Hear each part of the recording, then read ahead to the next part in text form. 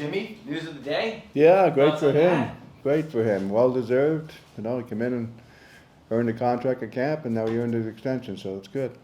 I knew you had said before that you weren't that familiar with him, but as far as what you've seen from him, I know the versatility is a big thing, Yeah. but other things that have stood out to you? Yeah, definitely the versatility and playing on all different lines, and obviously the last probably 20 games he's killed a lot of penalties for us, and that's been really important with our group. So no, he does everything, and he's getting an opportunity to play with different people, and I really like him on left wing, but he's had some tough time with all the left wingers over there. So, but he's been good. He's been solid, and he's played well for us, and he's definitely helped our team. Do you have a special appreciation for a guy like that who the last few years has kind of bounced around and had trouble sticking in certain spots to now kind of he's talking about reinventing himself? Yeah, he figures it out and reinvented himself a little bit, like you said, when he came out of college. But you want to play in the NHL, and he's found a way, and he's worked hard, and he's like I said, he came to camp and impressed everybody, and he continues to do it. What have you seen with Capo in the last couple of games that's going I right? hope I see that the rest of his career, because it's trending in the right direction. He's stronger on the puck, he's stronger on the boards, he's getting pucks, and he's moving his feet, and he's making great plays. So he's played an excellent game.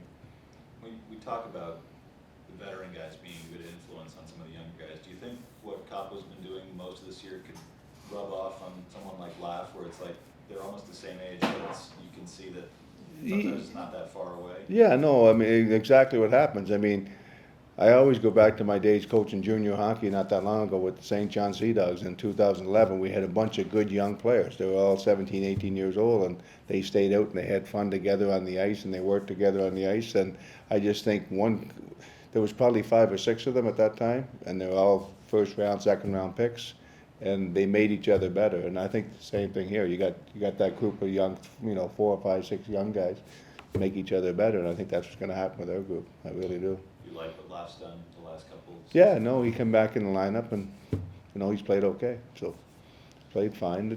It takes time, but I like the way he played the last few games. They were on for a couple of goals against last night, but it's the way it goes sometimes. But he'll be fine.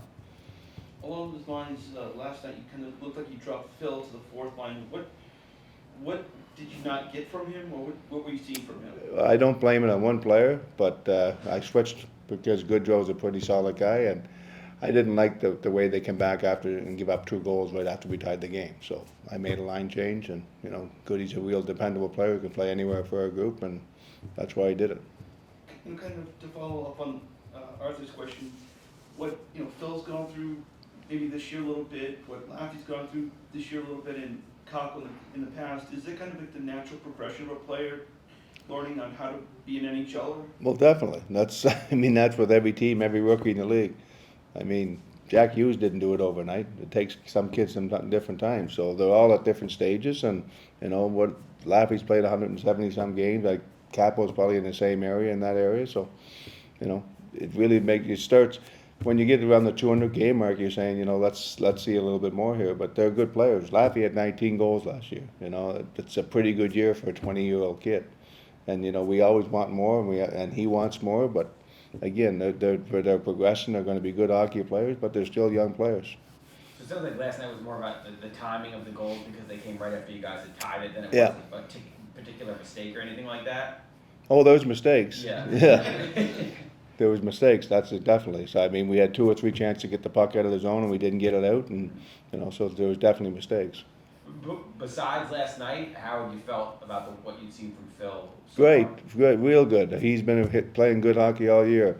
Now, he was sick, in Florida. He didn't have a whole lot of energy, and last night it looked like he didn't have a whole lot of energy, and I just wanted to make a change in our lines. I wanted to go to 3 lines in the third period because the first 5 minutes was good, and I kept it that way, so.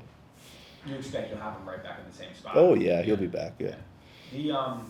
Just back to the Mika line, when they played together in October, it felt like they had a lot of offensive zone time. It felt like they were generating chances, just maybe not scoring a lot. Mm-hmm. Is the biggest difference now that they're just finishing, or is there some? Yeah, I think so. Yeah, definitely. They're finishing.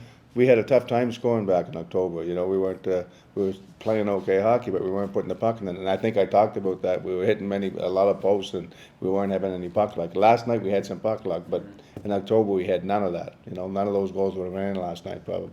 But did you have it in the back of your mind that, hey, they had a lot of possession when they were together, and if I go back to that? Yeah, I mean, you always look at your old coaching cards and say which lines worked well and which, didn't go as well, and that was a line I liked. But again, I liked the three kids when they played together too, so, Leslie on that, Kako has said, he feels like his best hockey he ever played has been with those guys. yeah. No, I mean, is that something that? I think a lot of our right wingers would say that. Yeah. You know, Well, but he's played with. Like Jimmy Vesey played with those guys and played his best hockey, Yeah. so everybody can't play with those guys, and I think when we talk about putting lines together, it's about Trocheck with Panera, it's Kreider with Mika, you know what I mean? When you look at, that's how you start with your lineup, and so you try and fill guys in around those spots, and who plays best and who plays best, in those areas. And again, then when you talk about the young kids, we talked about them early in training camp, about putting them together, well, they were a good line, they played pretty well together, but, then it weakens the other lines a little bit too, so. I guess just seeing the way that, you talk about how well Kako's playing, like, does Yeah. that tell you more about, okay, he feels really good in this spot, now Yeah. it's gonna help him? Yeah, no, it definitely helps him. Definitely helps his game. I mean, again, we talk about different players in different spots. I mean, can Laffy go on right wing on one of those lines? Well, he could, but I like him better at left wing. Jimmy Vesey goes up there once in a while. Goodrow goes up there once in a while. Crabbe's getting a chance right now to go up there. So, again, it's a work in progress, but I like what we've seen lately. You mentioned Talk about- Kravtsov, been kind of on the roller coaster, but Mhm. similar to Capo, last few games, it seems like a little more confidence with the puck. Yeah, no, he makes confident plays with the puck. I mean, a couple plays between his legs and, on the rush and making some good plays and getting some opportunities to score. But it's all about, playing a two-way game, playing a good solid game, because it's fun when you get the 4 or 5 chances a game, but it's not so much fun when you're giving up 4 or 5 chances too. So you gotta make sure you're playing the defensive end of the game too. When you talk about players in different spots, and Miller, deflects a shot from Zibanejad from the point, is that just a guys talking, communicating, and guys moving and? Yeah, Keandre's a guy that carries the puck into the offensive zone and makes some plays down there. And, fortunately for us at that time, Mika covered up at the point. The puck went back to the point, and Keandre was still in the high slot for the tip. So it's not a play we work on every day in practice, but it's something when, good players realize the D-man went in, he covered up for him, and the puck came to him. So it was good to see. Now you have, after an intense game, and it was pretty aggressive game last night. You play a Montreal team that's given up like 26 goals in the last 4 games. As a coach, do you have to play that? Well, that's what I'm worried about. They had a tough road trip and they got beat pretty good, and then they're going to come back home tomorrow and be ready to play. Montreal's a good hockey team. They got some good talent up front in their lineup. They got a real young blue line right now, and they're going to come and when you get embarrassed on the road, you're going to come home. You're going to be ready to play that home game. Trust me. So they'll be a tough out tomorrow, and they're going to work hard and compete, and Marty will get them back on track. That's what coaching and teams are all about. You're not just going to roll over because you had a tough road trip. They're going to come home and be ready to play us tomorrow night.